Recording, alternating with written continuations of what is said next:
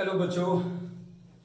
पहले तो सॉरी, आपको टाइट्रेशन के न्यूमेरिकल्स करने में थोड़ा प्रॉब्लम फेस कर रहे हैं। आप एक दो बच्चों से हो रहे हैं, बाकी प्रॉब्लम फेस कर रहे हैं, इसके लिए माफी चाहूंगा, बट मैं जिम्मेदार नहीं हूं। ये रास्ता आपने चूज किया है। आसान चीजें से आप डॉक्टर नहीं बन सकते। ओके, और अगर आप कहते हो कि आप डॉक्टर बनना ही नहीं चाहते, तो मैं कहूंगा कि जो आप बनना चाहते हो वो आप नहीं बन सकते अगर आपने आसान रास्ता इख्तियार किया है तो खैर, टाइट्रेशन जैसी भी है आपको करनी है। यहां पे हम इस वीडियो में सिर्फ एक न्यूमेरिकल डिस्कस करेंगे, कोई भी एक न्यूमेरिकल, राइट। उसको करने का ढंग, टाइट्रेशन के जो फॉर्मूले हम यूज करेंगे वो आते कहां से है, राइट, उनका बेस क्या है, हम ये बात करेंगे। कैसे अप्लाई कर सकते हैं ये देखेंगे। जो फिफ्थ न्यूमेरिकल हम यहां करेंगे, तो जो फिफ्थ न्यूमेरिकल हम करने वाले हैं हम उसे तीन अलग अलग ढंग से करेंगे। ओके, तीन अलग अलग तरीकों से। आपको उन तरीकों में से जो आसान लगे उसको फॉलो नहीं करना, आपको तीनों तरीके फॉलो करने हैं। चाहे फिर वो आपको आसान लगे या टफ लगे, बट आपको तीनों ही वे से वो न्यूमेरिकल आना चाहिए। आप इन तीनों में से सबसे आसान तरीका फॉलो कर सकते थे अगर ये श्योर होता कि फिफ्थ ही न्यूमेरिकल टेस्ट में आने वाला है। आप जो भी कंपटीशन देने वाले हैं उसमें फिफ्थ न्यूमेरिकल आएगा जो हम करेंगे, अगर वही आना है तो सबसे इजी तरीका फॉलो कीजिए। बट क्योंकि जैसा कि हमें पता है कि वहां पता नहीं कौन सा न्यूमेरिकल आएगा, हो सकता है कोई न्यूमेरिकल ऐसा हो जो उन तीन तरीकों में से जो तरीका आपको यहां आसान लग रहा है उस न्यूमेरिकल को करते टाइम टफ लगे। तो in that case you face problems there। जब उस न्यूमेरिकल को करोगे आप stuck, you get stuck in future, जो मैं बिल्कुल नहीं चाहता। ओके, तो आपको ये तीनों तरीके फॉलो करने हैं। ओके, चलिए देखिए, फिफ्थ न्यूमेरिकल हम यहां डिस्कस करेंगे। ओके, तो फिफ्थ न्यूमेरिकल को करने से पहले हमें थोड़ी बहुत बातें जो हम पहले भी कर चुके हैं बट दोबारा से यहां डिस्कस करना चाहेंगे। जैसे हम हमारे पास एक रिडॉक्स रिएक्शन है, रिडॉक्स है जिसमें MnO4 नेगेटिव, Mn की ऑक्सीडेशन स्टेट +7 से ज्यादा हो भी नहीं सकती। Mn maximum +7 oxidation state show करता है, राइट। और जो मैक्सिमम ऑक्सीडेशन स्टेट शो करता है वो पक्का ऑक्सीडाइजिंग एजेंट ही हो सकता है, क्योंकि वो ऑक्सीडाइज तो हो नहीं सकता। ऑक्सीडेशन का मतलब होता है अपनी ऑक्सीडेशन स्टेट को बढ़ाना, बट ये बढ़ा नहीं सकता Mn, क्योंकि ये ज्यादा से ज्यादा +7 चार्ज एक्वायर कर सकता है। तो इसका मतलब एक ही रास्ता बचता है कि अपनी ऑक्सीडेशन स्टेट घटाओ। अगर ऑक्सीडेशन स्टेट घटाएगा तो इसका रिडक्शन होगा, रिडक्शन होगा तो एक ऑक्सीडाइजिंग एजेंट है। ओके, तो MnO4 एक ऑक्सीडाइजिंग एजेंट है। Fe+2, जैसा कि हमने पहले भी बात की, Fe+2 को हम फेरस कहते हैं, Fe+3 को हम फेरिक, मैं इसे फेरस आयन कहूंगा। एसिडिक मीडियम में मतलब H पॉजिटिव के उपस्थिति में, प्रेजेंस में MnO4 नेगेटिव Mn +7 से +2 हो जाता है। जैसा कि हमने कहा कि इसका रिडक्शन ही संभव है, ऑक्सीडेशन नहीं, क्योंकि ऑक्सीडेशन का मतलब होता है ऑक्सीडेशन स्टेट का बढ़ना, ये बढ़ा नहीं सकता। मैक्सिमम इसकी ऑक्सीडेशन स्टेट +7 ही हो सकती है। हाँ, फेरस अपनी ऑक्सीडेशन स्टेट बढ़ा सकता है, वो फेरिक बन गया +H2। ओके, सॉरी, ये रिएक्शन हमारे पास है। ओके, चलिए H2 बैलेंस करने के लिए जब हमने देखा कि Mn +7 से +2 हो रहा है, ऑक्सीजन -2 है, Mn +7 है। जब +7 से +2 होते देखा, हमने कहा इसमें तो 5 इलेक्ट्रॉन ले लिए। अब 5 इलेक्ट्रॉन कौन देगा? जो ऑक्सीडाइज हो रहा है, फेरस से फेरिक बन रहा है, ये तो एक इलेक्ट्रॉन ही लूज कर रहा है, क्योंकि जो चेंज है वो सिर्फ एक का है। तो हमें देखना होगा कि इसके पास 5 इलेक्ट्रॉन कहां से आए। ये 5 इलेक्ट्रॉन तब आएंगे तब हमारे पास 5 फेरस होंगे। ये 5 फेरस का मतलब है Fe+2, Fe+2, Fe+2, Fe+2, Fe+2, 3 2 5। एक ने इलेक्ट्रॉन दिया, दूसरे ने दिया, तीसरे ने दिया, चौथे ने दिया, पांचवें ने दिया। पांचों इलेक्ट्रॉन खाकर ये बन गया +2 और ये पांचों बन गए +3। आई होप यहां तक कोई दिक्कत नहीं होगी। रिडॉक्स रिएक्शन का ये थोड़ा सा दिक्कत है कि हमें सिर्फ एलिमेंट्स को ही बैलेंस नहीं करना होता, बल्कि इलेक्ट्रॉन के लेन देन को भी बैलेंस करना होता है। ओके, तो इलेक्ट्रॉन का लेन देन भी बैलेंस हो गया। हाइड्रोजन की बात करेंगे तो यहाँ 8 आ जाएगा, यहाँ 4 आ जाएगा, बट ये मैटर नहीं करता, ये दोनों ज्यादा मैटर करते हैं जिनकी ऑक्सीडेशन स्टेट में बदलाव हुआ है।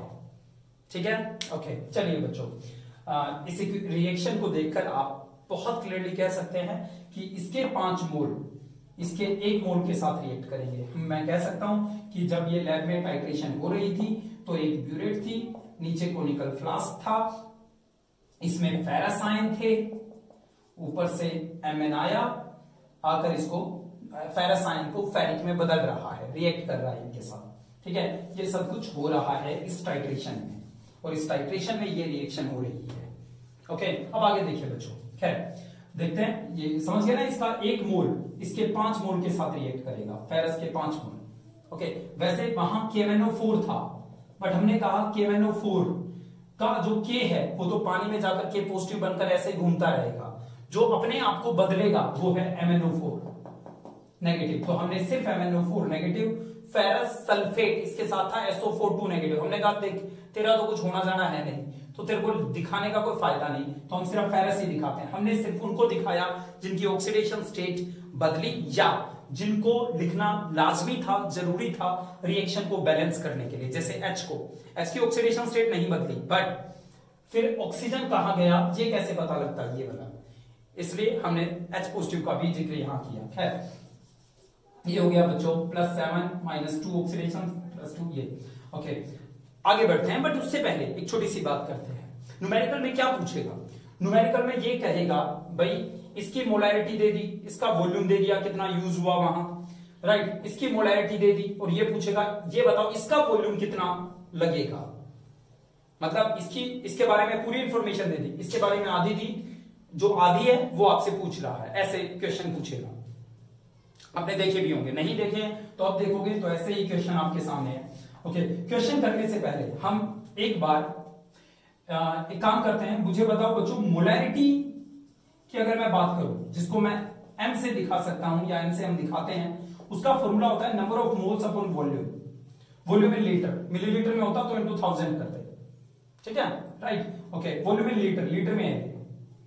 ओके, तो M equal to N number of moles V volume, ये मोलैरिटी होती है। ओके, अगर मैं V को इस साइड ले आऊं तो M इंटू V क्या है? N क्या है? Number of moles. यानी प्यारे बच्चों, आप ये अपने दिमाग में बिठाएंगे कि M इंटू V कुछ और नहीं बल्कि नंबर ऑफ मोल्स होते हैं। Okay, M into V number of moles है।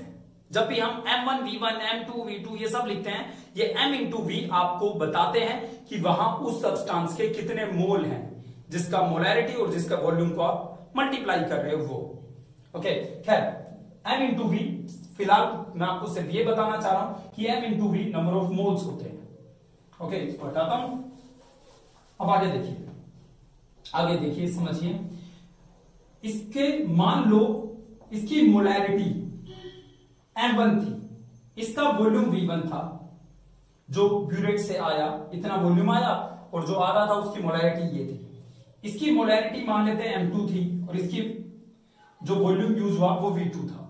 ठीक है, अब एक बात सोचो, M1 V1 यानी इसके मोल, इसके जितने मोल के साथ रिएक्ट कर रहे हैं, राइट। तो एक बात सोचिए, क्या ये बराबर है? क्या जितने मोल इसके रिएक्ट कर रहे हैं उतने ही इसके रिएक्ट कर रहे हैं? बिल्कुल नहीं। आप कहोगे जब इसका 1 मोल रिएक्ट करता है तो इसके 5 मोल रिएक्ट कर जाते हैं, तो ये दोनों बराबर नहीं हो सकते भाई। पहले तो M into V, M molarity into volume, हम सबको पता है कि ये नंबर ऑफ मोल्स होते हैं, राइट। तो इसके नंबर ऑफ मोल्स, जितने इसके नंबर ऑफ मोल्स है उसके बराबर है यहां। क्या जितने इसके रिएक्ट कर रहे हैं उतने इसके रिएक्ट कर रहे हैं? बिल्कुल नहीं। इसका जब 1 मोल रिएक्ट करता है तो इसके 5 मोल रिएक्ट करते हैं, राइट। तो अगर मुझे ये बराबर करने हैं दोनों, तो इस ज्यादा वाले को कम करना पड़ेगा, मुझे 5 से इसको डिवाइड करना पड़ेगा। अब आप कहोगे 5 से क्यों डिवाइड किया? क्योंकि मुझे बराबर करना था। एक 100 की स्पीड से भाग रहा है, 500 की स्पीड से भाग रहा है। अगर आप चाहते हो 500 वाले की स्पीड उस 100 वाले के बराबर हो जाए, सो इट्स बेटर कि उस 500 वाले को डिवाइड करो, उसको काटो, उसको किसी से भाग दो, विभाजित करो, अगर मैं उसे 5 से भाग दे देता हूं, उसे 5 टुकड़ों में तोड़ देता हूं, तो उसकी स्पीड उस 100 वाले के बराबर होगी। या 100 वाले को 5 से मल्टीप्लाई कर दो, बात वही है।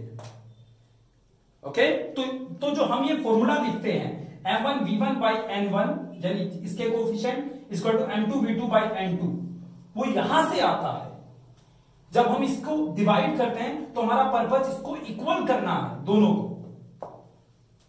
ओके राइट, क्योंकि हमें पता है वो ब्यूरेट से आ रहा है, टाइट्रेशन फ्लास्क में वो रिएक्ट कर रहे हैं, राइट। तो वो कह रहा है इतने मोल, इतनी मोलैरिटी, इतना वॉल्यूम, अच्छा इतना मोलैरिटी, इतना वॉल्यूम, यानी इतने मोल इसके आए तो इसके मोल इतने होंगे, तो वो आपस में रिएक्ट कर रहे हैं तो इसका इतना वॉल्यूम। तो ये सारी कैलकुलेशन करने के लिए हमें उन्हें इक्वल करना जरूरी था, और इक्वल करने के लिए हमने उसके कोफिशिएंट से डिवाइड किया उन्हें। ओके राइट, तो पहली बात तो ये कि ये फॉर्मूला यहां से आता है। ओके, अब मैं एक दूसरी बात पे आता हूं। अगर ये कोफिशिएंट नहीं पता, आपको सिर्फ रिएक्शन पता है, ये पता है कि MnO4 नेगेटिव, Mn2 पॉजिटिव, ये पता है, ओके, तो भी आप दिए हुए सवाल का जवाब ढूंढ सकते हैं। कैसे? आपको यह पता होना चाहिए कि लॉ ऑफ इक्विवेलेंस क्या कहता है। लॉ ऑफ इक्विवेलेंस क्या कहता है? प्लीज बच्चों, ये हमने टाइट्रेशन के फर्स्ट लेक्चर में भी काफी स्ट्रेस देके बात की थी, मैं दोबारा कर रहा हूं। इसके जितने ग्राम इक्विवेलेंट रिएक्ट करेंगे, जितने ग्राम इक्विवेलेंट, उतने ही ग्राम इक्विवेलेंट इसके रिएक्ट करेंगे। और ये बात समझते टाइम, ये बात कैलकुलेट करते टाइम आपको ये कोफिशिएंट की कोई जरूरत नहीं है। लॉ ऑफ इक्विवेलेंस क्या कहता है? जितने ग्राम इक्विवेलेंट इसके रिएक्ट करेंगे, उतने ही ग्राम इक्विवेलेंट इसके रिएक्ट करेंगे, उतने ही ग्राम इक्विवेलेंट इसके रिएक्ट करेंगे, उतने ही ग्राम इक्विवेलेंट ये बनेगा, उतने ही ग्राम इक्विवेलेंट ये बनेगा, उतने ही ग्राम इक्विवेलेंट ये बनेगा। बस एक समस्या है कि हमें यह पता होना चाहिए कि उतने ही ग्राम इक्विवेलेंट में कितने ग्राम इक्विवेलेंट है, राइट। जब हम कह रहे हैं उतने, जितने इसके, तो ये जितने का मतलब या जितना कैलकुलेट करना आना चाहिए आपको। ओके, मैं दोबारा बताता हूं number of gram equivalent calculate करने का तरीका। Number of gram equivalent, number of gram equivalent calculate करने का तरीका है weight upon equivalent mass. Equivalent mass is equal to molar mass upon alpha factor. Alpha factor होता है रिडॉक्स रिएक्शन की मैं बात करूंगा, एसिड बेस में अलग होता है। ये एसिड बेस का बताते बताते ये दुखने लगा है ये हिस्सा। ओके, तो मैं सिर्फ रिडॉक्स की बात करूंगा। अल्फा फैक्टर, जैसे इसका अल्फा फैक्टर की बात करूं तो इसका अल्फा फैक्टर होगा, इसका एक मोल कितने इलेक्ट्रॉन लूज या गेन कर रहा है। इसका एक मोल +7 से +2 हो गया, एक मोल, राइट। इसका एक मोल +7 से +2 हो गया, तो बताओ इसके एक मोल ने कितने इलेक्ट्रॉन, ये क्योंकि गेन कर रहा है तो मैं यहां गेन बोलूंगा, कितने इलेक्ट्रॉन गेन किए। इसके एक मोल ने 5 इलेक्ट्रॉन गेन किए हैं, तो इसका अल्फा फैक्टर 5 हो गया। अगर मैं ये बता दूं,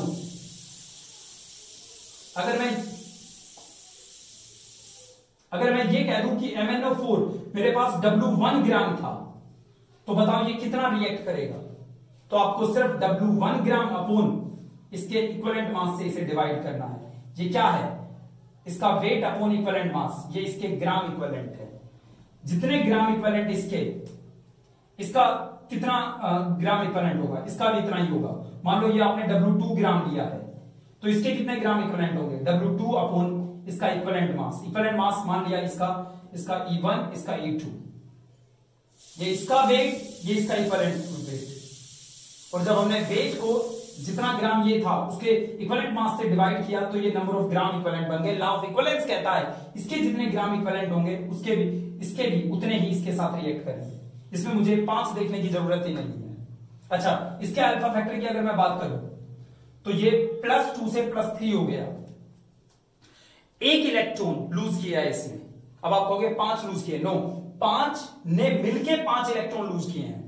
इसके एक मोल ने तो एक ही इलेक्ट्रॉन लूज किया है, तो इसका अल्फा फैक्टर 1 हो गया, राइट। अल्फा फैक्टर कहां काम करेगा? इक्विवेलेंट मास निकालने में, राइट। मान लो H पॉजिटिव W3 ग्राम था, तो upon W3 upon E3, wait upon equivalent मास, ये है नंबर ऑफ ग्राम इक्विवेलेंट।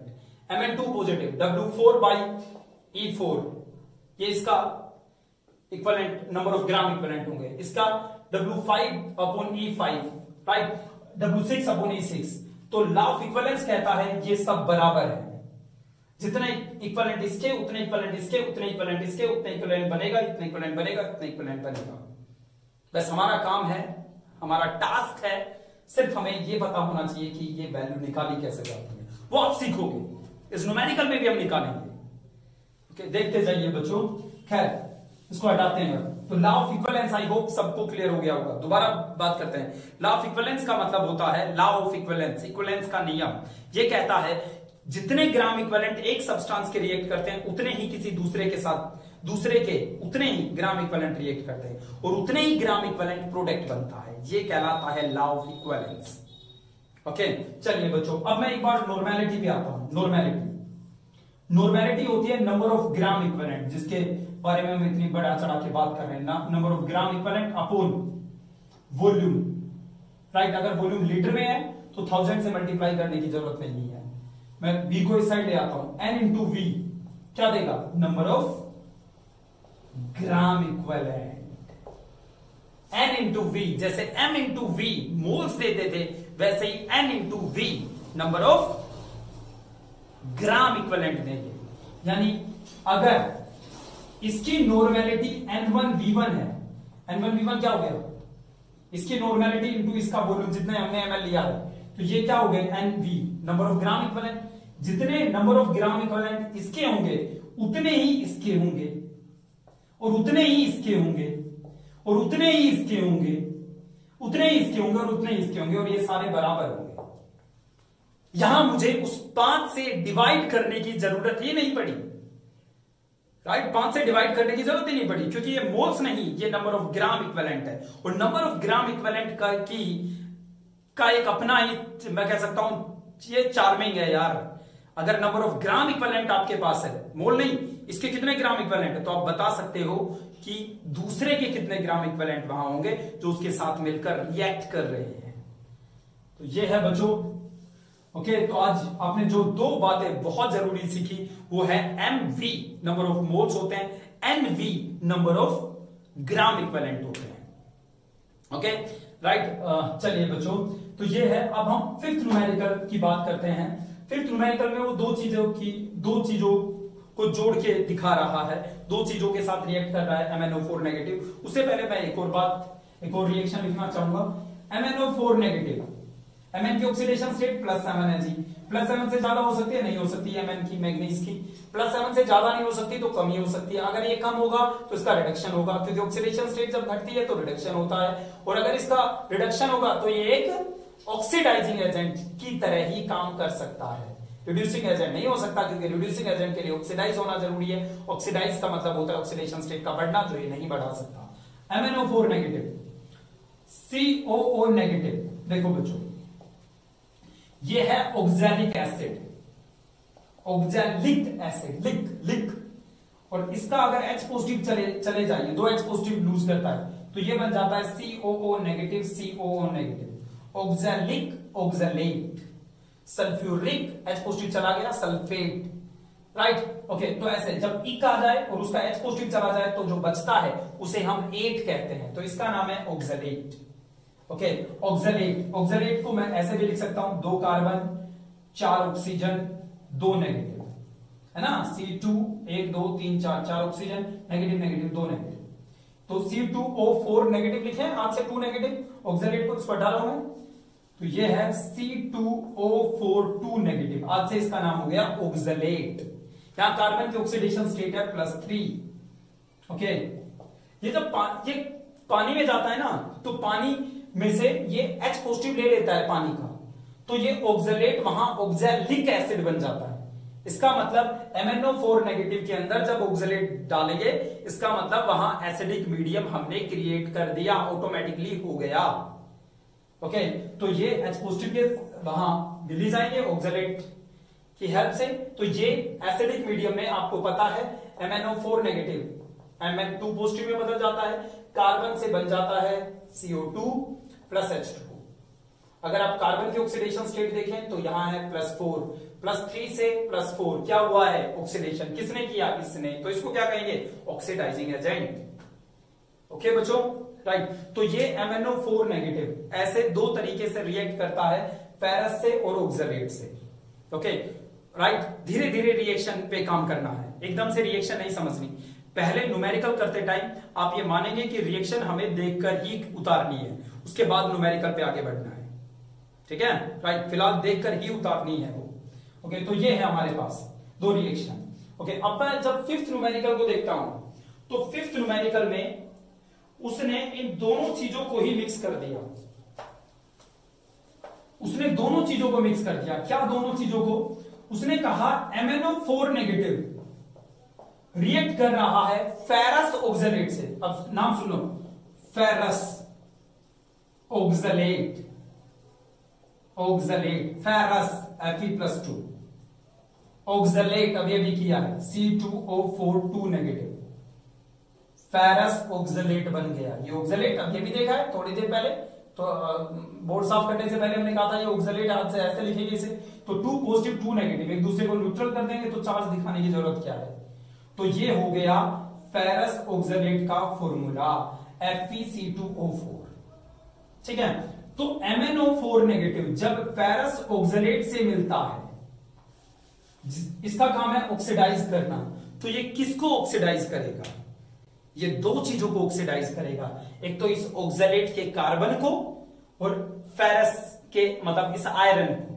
इसका काम सिर्फ इसको ऑक्सीडाइज करना या इसको नहीं है, अब ये इन दोनों को ऑक्सीडाइज करेगा, राइट। तो देखिए मैं यहां लिख रहा हूं थोड़ा सा, MnO4 negative plus ferrous, ferrous मतलब Fe+2 ऑक्सलेट C2O4, इसको फेरस को किसमें बदल देगा, फेरिक में, और इस कार्बन को C2O4 वाले कार्बन को CO2 में, प्लस H2O, H पॉजिटिव वहां मिल जाएगा उसे।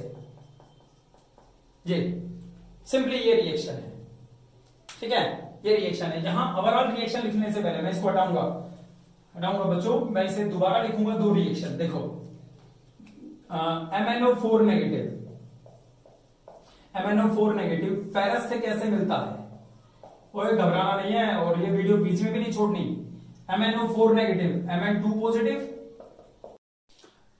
MnO4 negative ferrous H positive, Mn क्या किसमें बदल जाता है, Mn+2 में, प्लस फेरस को किसमें बदल देता है, फेरिक आयन में, प्लस 4H2O, ये बनते हैं, बैलेंस करने के लिए 5, दैट्स इट, यहां 5, ये हो गया बैलेंस।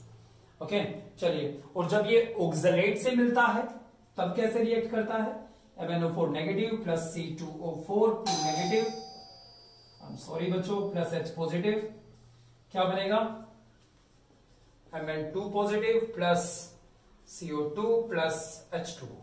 अभी बैलेंस करते हैं इसे। तो देखिए ये फेरस और ऑक्सलेट दोनों हैं, तो फेरस के साथ ये ऐसे रिएक्शन करेगा, ऑक्सलेट के साथ ऐसे।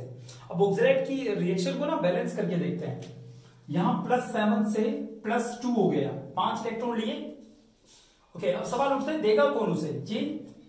ओके, कार्बन की ऑक्सीडेशन स्टेट +3 से +4 हो गई, यानी एक कार्बन 1 इलेक्ट्रॉन लूज कर रहा है। मेरे पास तो यहां 2 कार्बन है, तो 2 कार्बन कितने इलेक्ट्रॉन लूज करेंगे, 2 ना, है ना। तो ये 2 इलेक्ट्रॉन दे रहा है, ये 5 ले रहा है। अब बैलेंस करने के लिए इसको 5 से मल्टीप्लाई कर दिया, राइट, इसको 2 से मल्टीप्लाई कर दिया।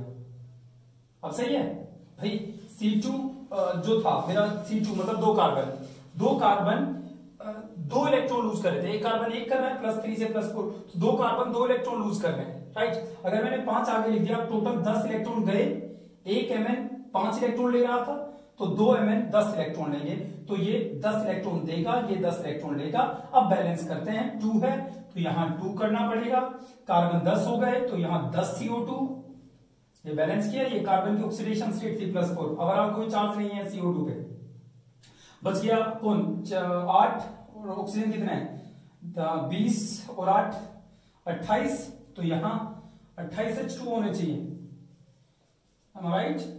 ऑक्सीजन नो 8 H2 होने चाहिए, क्योंकि 20 तो यहां गए, राइट। ये बैलेंसिंग भी आप आगे सीखेंगे, ऐसा नहीं है, स्पेशल चैप्टर है सिर्फ बैलेंसिंग का, तो ऐसा नहीं है कि अब ये सोचो कि आपको बैलेंसिंग नहीं आती है, ऐसा कुछ नहीं है, तो 16H पॉजिटिव, तो ये हमारे पास हो गए। अब ये बैलेंस है।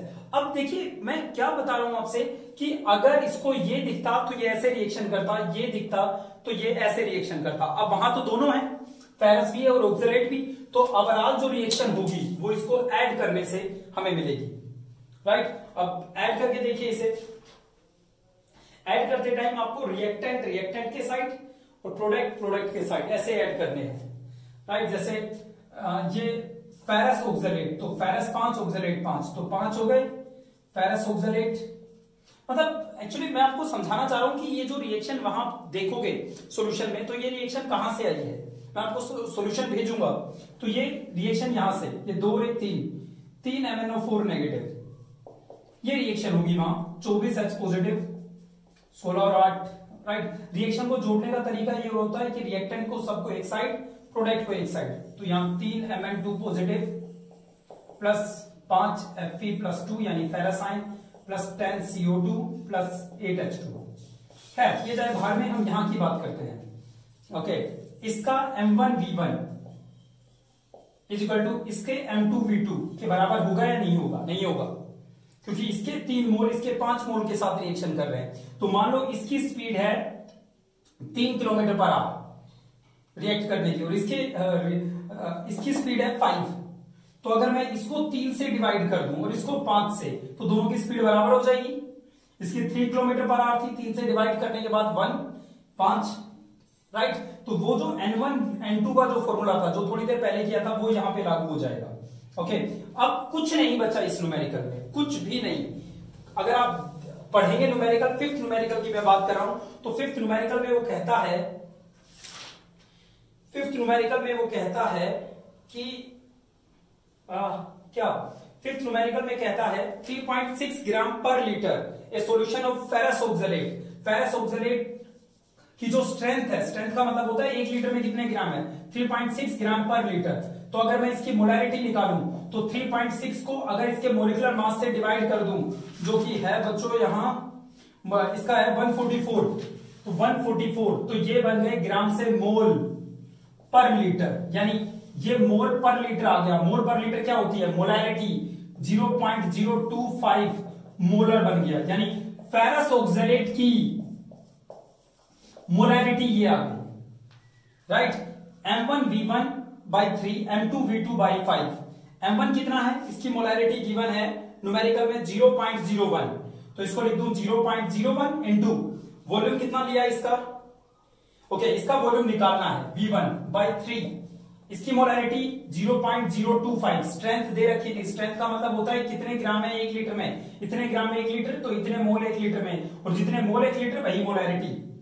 ओके, स्ट्रेंथ का फॉर्मूला भी देखा था हमने, 0.025 इंटू V2, इसका V2 निकाल, नहीं, इसका कितना ml लिया है ये बच्चों लिया है 100 ml/5।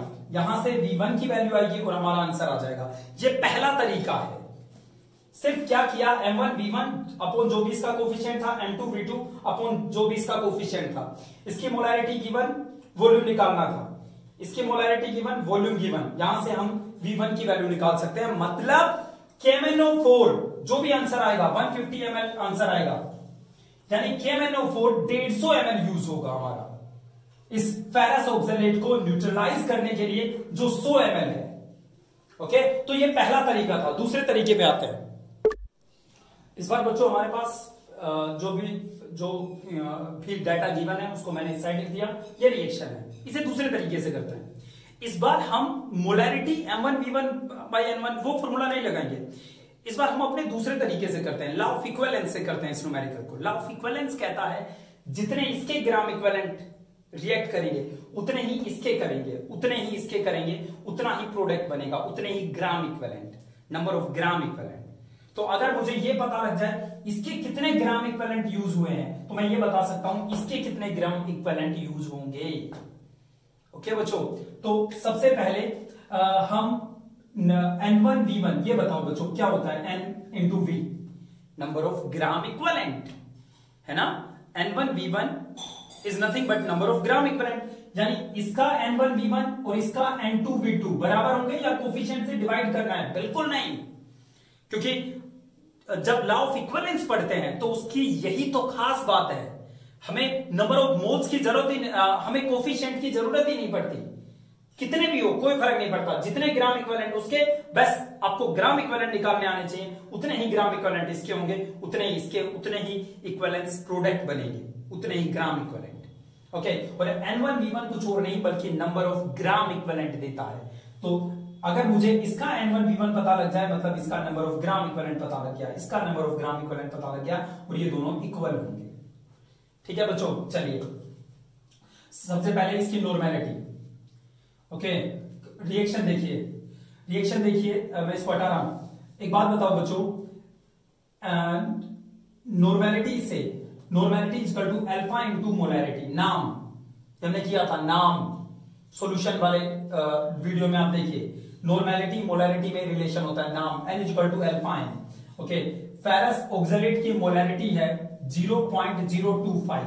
बस मुझे अल्फा पता लग जाए मैं इसकी नॉर्मेलिटी बता सकता हूं, राइट। मोलैरिटी मुझे पता है। देखिए बच्चों, अल्फा क्या होता है, एन फैक्टर क्या होता है, मैंने एक स्पेशल पेज भेजा था आपसे कि आप वो करके देखिए।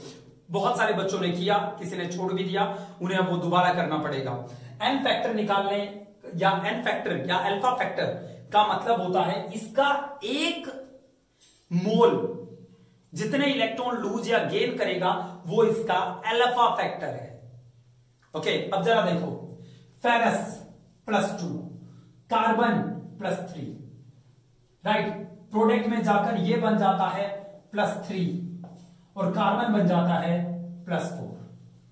ठीक है, प्रोडक्ट में CO2 में +4 होता है वो, राइट। या +2 से +3 कितने इलेक्ट्रॉन लूज किए, एक इलेक्ट्रॉन लूज किया। +3 से +4 कितने इलेक्ट्रॉन लूज किए, एक, राइट। तो जब ये रिएक्टेंट से प्रोडक्ट बनता है तो एक इलेक्ट्रॉन ये लूज करता है, C2 है, एक कार्बन एक इलेक्ट्रॉन लूज कर रहा है, दो कार्बन तो दो करेंगे, तो दो कार्बन करेंगे और एक Fe करेगा, टोटल ये 3 इलेक्ट्रॉन लूज करता है, राइट। वैसे टोटल 3 इलेक्ट्रॉन लूज कर रहा है, अगर मैं टोटल गिनूं तो 5 मोल है, टोटल 15 इलेक्ट्रॉन लूज हो रहे हैं इस रिएक्शन को अगर मैं देखूं तो, राइट। इसके 15 इलेक्ट्रॉन लूज हो रहे हैं अगर पांचों को गिनूं तो, बट अल्फा का मतलब होता है इसका एक मोल कितने इलेक्ट्रॉन लूज कर रहा है, इसका एक मोल 3 इलेक्ट्रॉन लूज कर रहा है, तो इसका अल्फा फैक्टर हो गया 3, राइट। तो इसकी नॉर्मेलिटी हो गई 25-75, 0.075 नॉर्मल।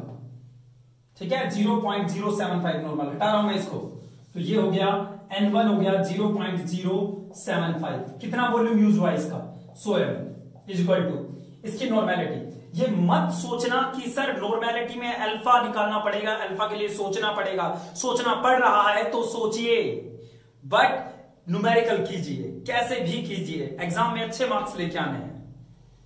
ओके, और एटलीस्ट चाहे कितना भी टफ न्यूमेरिकल हो, आपको ये जरूर पता होना चाहिए कि ये मैंने कहीं ना कहीं देखा है, ये जरूर फील होना चाहिए आपको अंदर से। चलिए, ओके, 3 into this।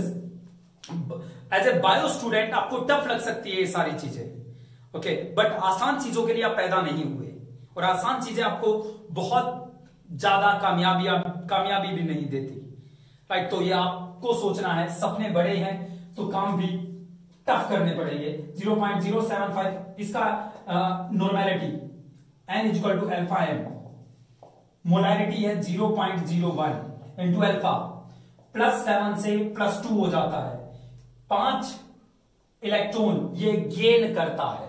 वैसे टोटल 3 है, यानी टोटल 15 इलेक्ट्रॉन गेन कर रहा है, राइट। बट हमें तो 1 मोल से मतलब है, तो 1 मोल तो 5 इलेक्ट्रॉन गेन कर रहा है, तो अल्फा फैक्टर 5 हो गया। तो इसकी नॉर्मेलिटी हो गई 0.01 इंटू 5, यानी 0.05 इंटू इसका वॉल्यूम, यही हमें निकालना है। ओके, तो V2 जब आप यहां से निकालोगे तो फिर दोबारा से 150 ml आंसर आएगा, राइट। इसकी खास बात ये थी कि हमें ये ना भी होता ये कोफिशिएंट तो भी हम ये 150 निकाल देते। Okay, right. अब हम तीसरे तरीके पे आते हैं। तीसरा मेथड बिल्कुल कन्वेंशनल मेथड है एकदम, जिसे मैं कहूंगा कि हमारे जो गांव देहात में यूज करते हैं, वो सिर्फ एक बात का पता है हमें कि जितने ग्राम इक्विवेलेंट इसके रिएक्ट करेंगे उतने ही ग्राम इक्विवेलेंट इसके। और एक और बात का पता है क्या, कि नॉर्मेलिटी जो होती है वो नंबर ऑफ ग्राम इक्विवेलेंट होती है इन 1 लीटर। इन 1 लीटर मतलब अगर नॉर्मेलिटी इसकी 0.075 है, इसका मतलब इतने ग्राम इक्विवेलेंट प्रेजेंट है इन 1 लीटर ऑफ सॉल्यूशन। ओके, तीसरा मेथड, तीसरे मेथड में सिर्फ हमें 2 बातें पता है, क्या, कि जो नॉर्मेलिटी होती है वो नंबर ऑफ ग्राम इक्विवेलेंट होते हैं इन 1 लीटर। अगर नॉर्मेलिटी ये है, इसका मतलब इस सॉल्यूशन में इतने ग्राम इक्विवेलेंट इसके हैं इन 1 लीटर, राइट। ओके, और दूसरी बात, जितने ग्राम इक्विवेलेंट इसके रिएक्ट करेंगे उतने ही इसके करेंगे। तीसरा मेथड है, जरा इसे देखिए। ये डाटा हमारे पास है, इसके नॉर्मेलिटी वॉल्यूम, इसका नॉर्मेलिटी, इसका वॉल्यूम, ठीक है। हमें N1 V1 वो नहीं लगाएंगे, अपने मेथड से करेंगे। ओके, पहले तो ये देखते हैं इसके कितने ग्राम इक्विवेलेंट यूज हुए। ओके, इस नॉर्मेलिटी का मतलब है इतने ग्राम इक्विवेलेंट है इन 1000 ml। ओके, तो मेरे पास 1000 ml इन 1000 ml number of gram equivalent of ferrous oxalate are 0.075। 1 ml में कितने ग्राम ऑक्सलेट होंगे, 0.075 अपॉन 1000। मेरे पास है 100 ml, तो 100 ml में कितने ग्राम इक्विवेलेंट होंगे, 0.075 अपॉन 1000 इंटू 100, दो राइट, अपॉन 10। ओके, तो मैं इसको लिख सकता हूं 0.0, एक और 0 आ गई, 0075। इसका मतलब जब ये हमने 100 ml लिया इतने नॉर्मेलिटी का, तो मेरे पास 0.0075 ग्राम इक्विवेलेंट थे इसके। ओके, अगर इसके इतने ग्राम इक्विवेलेंट यूज हुए हैं तो बताओ इसके कितने होंगे, इसके भी इतने ही ग्राम इक्विवेलेंट यूज होंगे। इसके कितने ग्राम इक्विवेलेंट होंगे, इसके भी इतने ही ग्राम इक्विवेलेंट यूज होंगे। प्रोडक्ट फेरस फेरिक जो भी बनेगा वो कितने ग्राम इक्विवेलेंट बनेगा, वो भी इतने ग्राम इक्विवेलेंट बनेगा।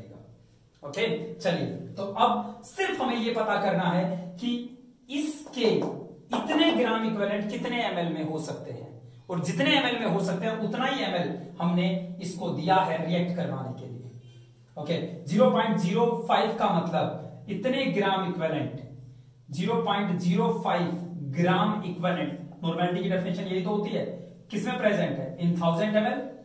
1 ग्राम इक्विवेलेंट कितने ml में होगा, 1000 अपॉन 0.05 और 0.075, सॉरी एक और 0, इतने ग्राम इक्विवेलेंट कितने में होंगे, 1000 अपॉन 0.05 इंटू 0.0075, ये आएगा 150 ml। इसका मतलब इतने ग्राम इक्विवेलेंट इसके 150 ml में होंगे, तो ये हमें 150 ml ही चाहिए इसको कंप्लीटली रिएक्ट करवाने के लिए।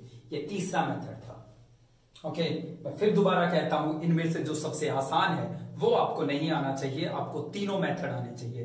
तीनों मेथड के पीछे की कहानी पता होनी चाहिए। ये हमारा न्यूमेरिकल 5th था। ओके, बाकियों में भी प्रॉब्लम आएगी, बाकी भी हम करेंगे, बट मैं चाहता हूं आप एक बार शिद्दत के साथ जरूर घर पे ट्राई करें। घर पे ही हैं, सॉरी, घर पे ही रहते हैं आप पूरे दिन, बट अच्छे से ट्राई करें रात को अभी सोने से पहले। ओके, कम से कम 2 या 3 न्यूमेरिकल अच्छे से, जैसे आपने ये समझा है, इसके पीछे की कहानी, आंसर तक नहीं पहुंचना, बल्कि उसके आसपास की सारी चीजों को आपको अच्छे से आत्मसात करना है, उसको अपनी आत्मा तक पहुंचाना है। Okay, thank you very much बच्चों।